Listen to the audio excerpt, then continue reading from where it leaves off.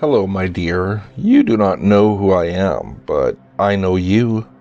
I'm one of the three demons that were assigned to you at birth. You see, some people in this world are destined for greatness, destined to live happy, fulfilling lives. You, I am afraid, are not one of those people, and it is our job to make sure of that. Who are we? Oh yes, of course, how rude of me. Allow me to introduce us. Shame is my younger brother, the demon on your left shoulder. Shame tells you that you're a freak, that those thoughts you have are not normal, that you will never fit in. Shame whispered into your ear when your mother found out you're playing with yourself as a child. Shame is the one who makes you hate yourself. Fear sits on your right shoulder. He is my older brother, as old as life itself. Fear fills every dark corner with monsters, turns every stranger on a dark street into a murderer. Fear stops you from telling your crush how you feel. He tells you it's better not to try than to let people see you fail. Fear makes you build your own prison. Who am I then? I'm the worst of your demons, but you see me as a friend. You turn to me when you have nothing else, because I live in your heart. I'm the one who forces you to endure, the one who prolongs your torment. Sincerely, Hope. Sleep well.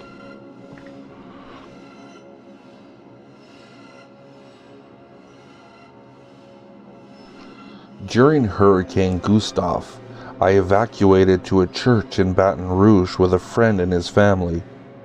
At the same time, there was an entire nursing home's worth of old people staying in the church. My friend, his family, and myself all shared one room together. In this church, there was one bathroom that was large, similar to something that would be in an elementary school. One night during the storm, my friend and I made a trip to the bathroom. The lights had since gone out, in the middle of a hurricane and all. The church had a musty, eerie feel to it, kind of like when you turn out the AC in a house for a few days. The area surrounding the church was also dead quiet since there was no electricity in the area. The bathroom was several halls over from our room, so we grabbed our flashlights and set out. While walking down one long hall, we shined our flashlights ahead, and there, at the end of the hall, sat an old man in a wheelchair, in the middle of the night with no one around. Now this hall was incredibly long, so we could make him out, but we couldn't really see all his facial features. Once we grasped what we saw, we turned and looked at each other, semi-freaked out. Then we shined our flashlights back to where he was, and there was nothing there. It was as if he had vanished. No signs, no sound, nothing. Needless to say, we hauled ass back to the room.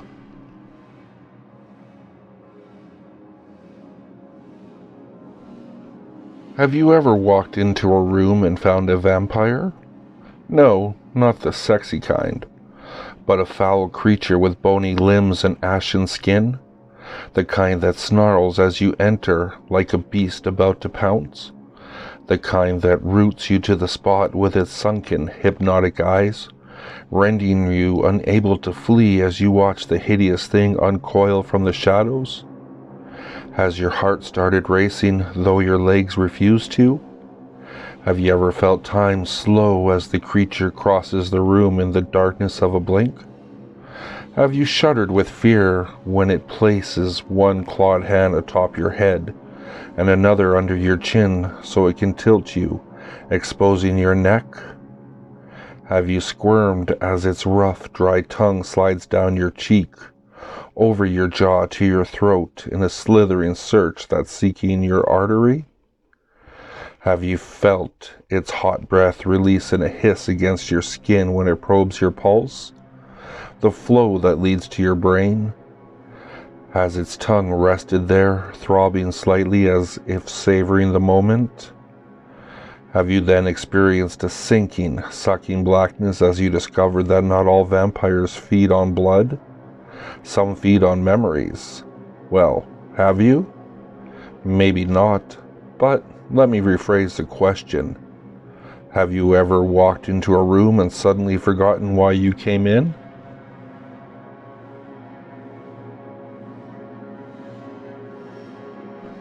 When I was 6 years old, we lived in the center of the set of 3 very similar houses. I remember ours was purple, the one to the left was blue, and the one to the right was yellow. I recently had bought one of those big inflatable bouncy balls from Walmart and had no one to play with me, so I played with it in the backyard by myself. After school one day, I accidentally hit the ball to the yellow house's side of the fence. I was going to ask my mom what to do about it, but a kid on the other side hit it back over for me. Thinking we could play, I hit it back over and he returned it. It became a daily thing, and I would just hit the ball back and forth with him until I got bored after school. The kid wouldn't respond to any questions I had, so I assumed he was just shy. At one point I hit the ball over and he didn't return it.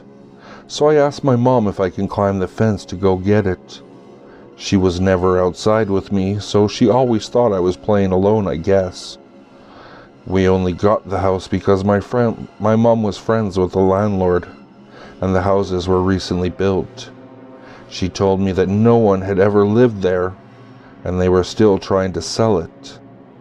We moved not long after, but I still have no idea who was returning that ball to me.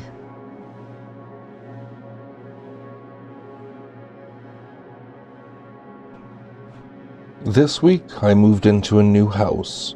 The house itself is lovely, with 2 stories, 3 bedrooms, 2 baths, a fenced-in backyard, and a big kitchen. The tree in the front yard is tall and strong and does a fine job of blocking my living room windows from the street. The water pressure is fabulous, the closets are large, and the wood floors are new. The only problem I've had so far is that my neighbors are rather loud. Our houses connect on one side, so we share a living room, bedroom, and kitchen wall. All day long, I can hear them banging around their kitchen, watching loud movies, talking, and their small child crying. It's a bit trying, but nothing I can't live with, I suppose. Now to get directly to the thing that really concerns me. It started when I was in the shower this morning. I usually like to have music playing while I shower, but today I decided that I'd rather just enjoy the silence. The activity was fairly uneventful until, as I was in the middle of washing my hair, I heard my neighbors talking from the other side of the wall. I couldn't make out what they were saying, but it sounded strange. It seemed that they were mumbling something, whispering and occasionally laughing quietly. But I couldn't figure out how I could hear them if they were evidently speaking quietly. I thought that they must be standing absurdly close to their side of the wall in order to be so audible in the midst of my shower. I didn't think too much of this incident until I was leaving for work an hour later. As I started to open my car door, I turned back to the house, feeling like I'd forgotten something. As I looked up at my bedroom window, I realized that the neighbor's house shares a wall on the opposite side of the house from the bathroom. On the other side of the bathroom lies my bedroom closet.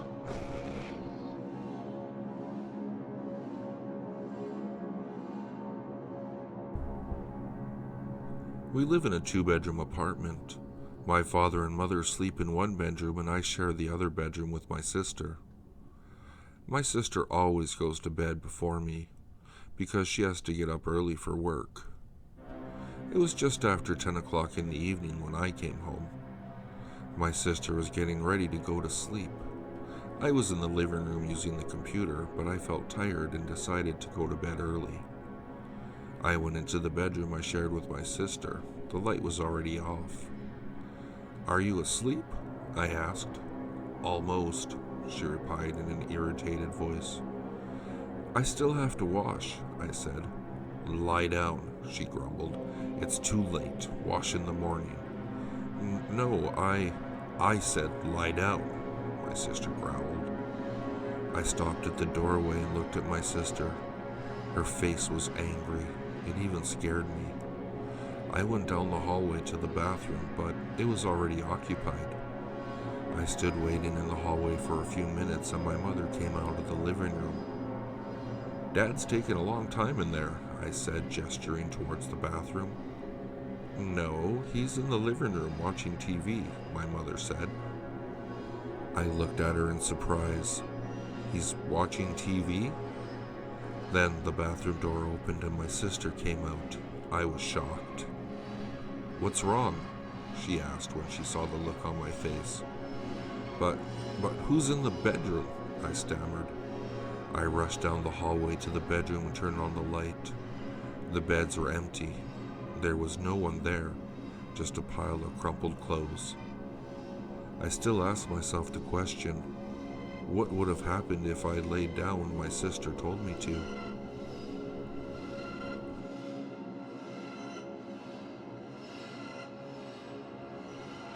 I used to live in a small building downtown.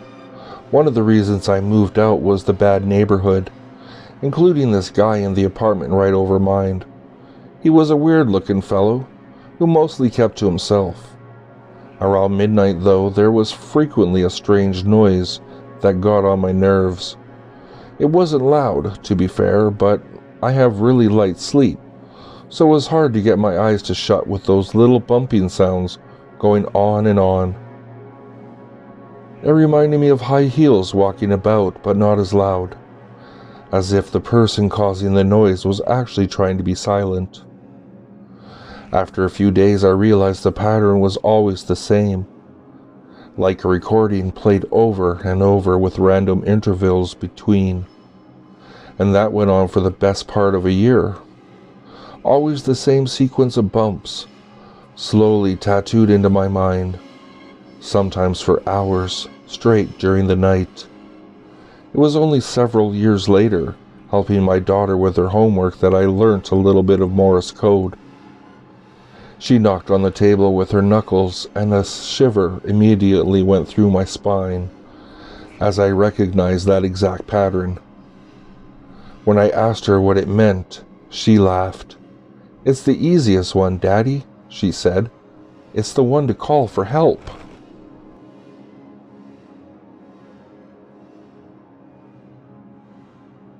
Thank you guys so much for listening. If you enjoyed what you heard, please be sure to like, share, and subscribe to the channel. But I've been just plain creepy, and I'll catch you in the next video.